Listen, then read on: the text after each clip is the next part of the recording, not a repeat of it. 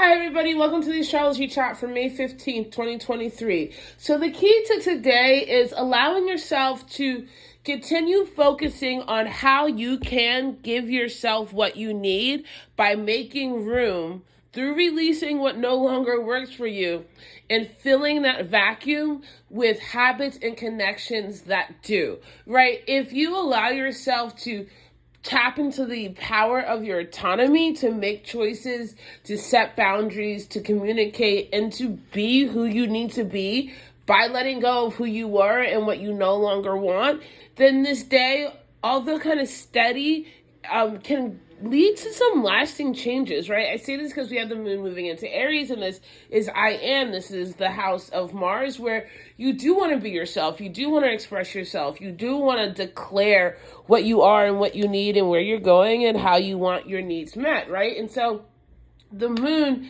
in Aries is squaring Venus. And so with the moon squaring Venus, there is this awareness of how your needs haven't been met. You want to attract, you want to attach, you want to communicate, you want to get cuddly, right?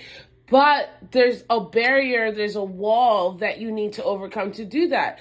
If it's communicating when you do need to have physical touch, or if it's expressing what your needs are, or being honest with yourself that where you are isn't getting you what you want, and then doing something about it. Now, thankfully, we have Mars trining Neptune, which gives you this ability to make your dreams come through the difficulty. It gives you a little pizzazz, it gives you a little jazz, a little dream, a little desire that helps you, bring some whimsy to the creation, right? It lets you let some of your barriers down. And I gotta say again, watch your boundaries. And as I'm in my meditations about this week, boundaries keep coming up. So definitely make sure that you're standing in your authenticity and what is best for you while you're doing this. Now, I also want to call your attention to the sun, because we have the sun in a sextile to Mars and a sextile to Neptune. So if you're honest with who you are and what you want, and you take an assessment of that sun energy of like, oh, but I do have this and I can value what I have, or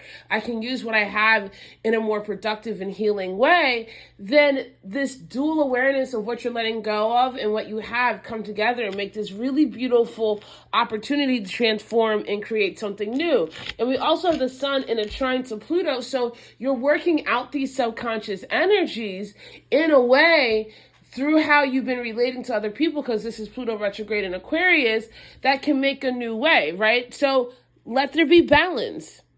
Let there be boundaries. Let there be you. Love you. See you tomorrow.